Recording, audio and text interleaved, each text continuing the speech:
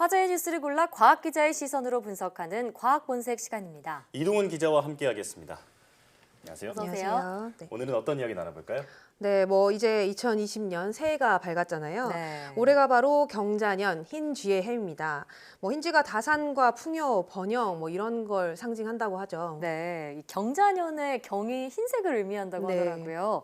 흰쥐는 또 힘이 세서 좋은 기운을 가져다 준다 이렇게 해석을 하기도 네네. 하던데요. 또 보기 좀 힘든 동물이기도 하죠. 네, 그렇죠. 역사적으로나 문화적으로 보면 이 우리나라에서 이 흰쥐는 아주 상서로운 동물이다 이렇게 네. 해석을 하는데 네. 그런데 저희는 과학을 다루는 사람들이 아니겠습니까? 예. 그렇죠. 아무래도 흰쥐 하면 실험 동물이 가장 먼저 떠오를 수밖에 맞아요. 없겠죠. 네. 이 실험용 쥐를 모르모트라고 네네. 하잖아요. 네. 저희가 아무래도 화면으로도 가장 많이 만나볼 수 있는 동물이 바로 이 흰쥐가 아니었을까 싶은데요. 네, 네. 맞습니다. 실험용 쥐가 이 가장 많은 수가 이 흰쥐를 쓰고 있는데 저 역시 취재를 하면서 가장 자주 만나는 동물 하면 이 쥐가 아닐까 예. 싶습니다. 이 사실 실험에는 여러 동물이 쓰이는데요. 어류도 있고요. 조류도 쓰이고 또 토끼나 원숭이 같은 포유류들도 일부 이 실험에 쓰이고 있습니다. 네. 그런데 실제로 이 실험 동물의 90% 이상이 이런 쥐와 같은 설치류이고요. 지난해에 이 조사를 해봤더니 실험 동물로 공급된 동물의 한 97% 정도가 이 설치류였다고 합니다. 97%가 설치류라고요. 네, 대부분이라고 예, 봐야겠죠. 전부라고 볼 수도 있을 것 같은데 네.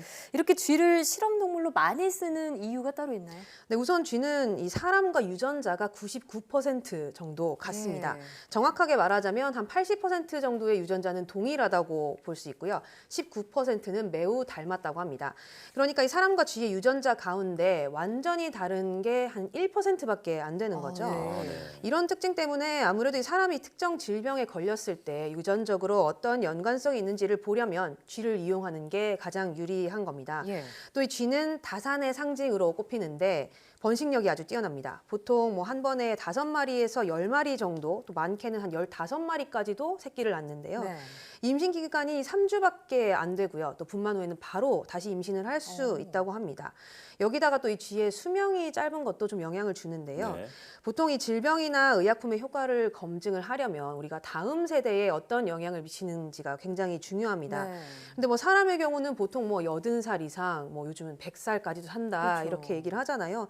그러면 이 한 생애의 전주기를 보는데 그만큼의 시간이 걸린다는 얘기인데 네. 쥐는 이 보통 한 세대가 한 2, 3년 정도밖에 안 어. 되니까 여러 세대에 거친 연구 결과까지도 그만큼 빨리 얻을 수가 있는 거겠죠. 네. 네. 지금 말씀해주신 내용을 정리해 보면 네. 쥐가 유전적으로도 사람과 상당히 많이 닮아 있고 예. 그리고 연구 결과도 빨리 나오니까 최적의 대상이라고 볼 수가 네, 있겠는데요. 그렇죠. 그런데 이 실험용 쥐가 흰 쥐밖에 없나요? 우리가 보는 쥐 중에 가장 많은 실험용 쥐가 이 흰쥐인데 네. 우선 이 실험용 쥐를 크게 둘로 나누자면 이 마우스와 레트로 나눌 수가 있습니다. 예. 둘 다 같은 설치류이긴 한데요. 보통 레트가 마우스보다 좀 더 크고요. 또 얼굴이 좀 짧은 편입니다. 대부분은 그냥 쥐 이렇게 통일해서 부르는 경우가 많은데요. 물론 이 마우스나 레트 모두 이 흰색의 흰쥐가 많지만 실제로는 검은 털을 가진 쥐도 있고요. 예. 실험용 쥐에는 또 털이 없는 쥐, 이른바 우리가 누드 쥐라고 오. 부르는 그런 쥐도 있습니다. 이런 쥐의 종류는 이 목적이 어떤 실험인지에 따라서 달라지게 되는 거죠. 네, 보통은 우리가 신약을 개발할 때 그 효능을 네. 검증하기 위해 동물 실험을 하거나 아니면 화장품의 독성을 검사할 때 주로 네. 이런 실험을 하잖아요. 쥐도 마찬가지 실험에 이용되는 건가요? 네, 맞습니다. 저희가 이 보도하는 기사에서도 자주 접하는 문구가 이 쥐 실험으로 확인을 했다. 예. 이런 얘기잖아요. 보통 어떤 질병의 발병 원리나 치료 방법을 찾기 위해서 이 쥐를 이용해서 연구를 하는 경우가 많고요. 또 말씀하신 대로 신약의 효과를 확인을 할 때 또는 화장품의 독성이나 약물의 독성을 확인을 할 때도 사람한테 직접 할 수 없기 때문에 예. 사전에 이 임상시험에서 쥐를 이용을 합니다. 또 이 실험실에서는 쥐 자체를 이용을 하기도 하지만 세포나 유전자 수준에서 연구를 할 때도 이런 쥐의 세포나 유전자를 이용하는 경우가 많습니다. 네. 네, 이야기를 나누다 보니까 쥐가 우리 인간을 위해서 참 많은 희생을 하고 있다라는 맞아요. 생각이 드는데요. 좀 고마운 마음까지 드는 것 같습니다. 네. 그런데 사실 쥐가 그동안 질병을 옮기기도 하고 좀 여러 가지로 부정적인 그 상징의 예, 동물이었잖아요. 그런 네. 이미지가 있죠. 네, 과학적으로는 쓸모가 많군요. 네, 좀 거부감이 사실 있는 맞아요. 동물이긴 하죠. 네. 뭐 실제로 이 쥐는 여러 질병을 옮기는 이 매개체 역할을 하기 때문에 사람들한테는 좀 피해를 준다 이런 인식이 있었는데요. 대표적으로 이 패스트균에 감염된 쥐가 옮기는 흑사병이 있습니다. 예. 이 중세 시대에 수백만 명이 이 흑사병으로 목숨을 잃기도 했고요. 또 최근에는 중국에서 또다시 흑사병이 발병했다 이런 소식이 들리면서 네. 이 쥐에 대한 공포가 퍼지기도 했습니다. 그런데 사실 이 과학계에서는 이 쥐를 연구에 이용한 게 벌써 한 100년이 넘었습니다. 아, 아, 오래됐군요. 네, 이 19세기 말에 일부 과학자들이 질병의 원리와 치료법을 찾기 위해서 이 쥐를 사용을 하기 시작했는데요. 영국에서는 벌써 1876년에 그러니까 뭐 한 140년도 더 전에 이런 실험쥐 관리에 관한 법률이 생기기도 했다고 합니다. 네. 그러니까 뭐 거의 한 세기가 넘도록 이 쥐가 우리 인류를 위해서 뭐 희생을 했다 이렇게 볼 수 있는 셈인데 그만큼 이 쥐가 없었다면 뭐 생명과학의 발전이 지금처럼 빨리 이뤄지지 않았을 것이다 이런 평가도 나오고 있습니다. 네, 물론 쥐가 역사 속에서는 한때 박멸의 대상이 되기도 네. 했지만 이제는 인류의 건강과 과학 발전을 위해서는 없어서는 안 될 존재가 됐습니다. 네. 그러면 실험용 쥐는 어떻게 태어나는 건가요?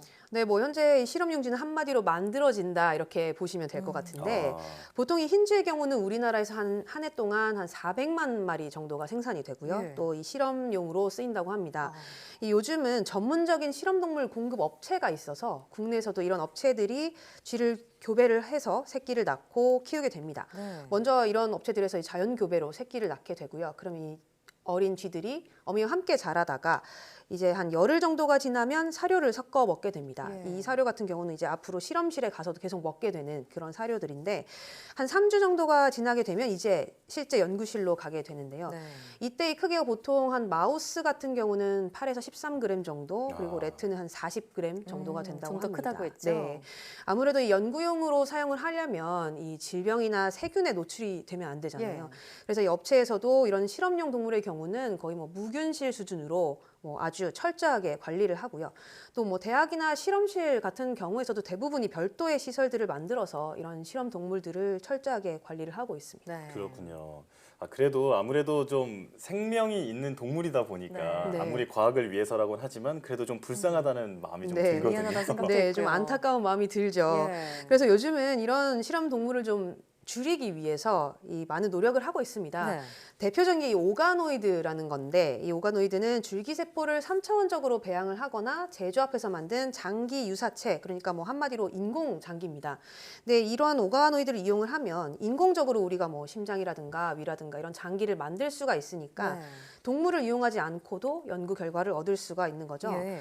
또 이 플라스틱 위에다가 세포를 배양을 해서 장기를 흉내낸 장치들도 많이 개발이 되고 있는데 장기 칩이라고 부르는데요. 이런 뭐 장치는 사람의 조직이나 장기를 그대로 이 기능 자체를 본떴기 때문에 동물 실험을 완전히 대체할 수 있다 이렇게 보고 있습니다. 네, 물론 동물 실험이 아무리 인간을 위한 일이라지만 네. 한 동물의 희생을 담보로 하는 것인 만큼 반대하는 목소리도 적지 않잖아요. 네. 이런 실험을 대체하기 위한 기술 개발이 계속 꾸준히 이어지고 있는 건 긍정적이네요. 네, 맞습니다. 뭐 전 세계적으로도 이렇게 동물 실험을 줄이기 위한 논의가 뭐 아주 오랫동안 이어지고 있습니다. 예.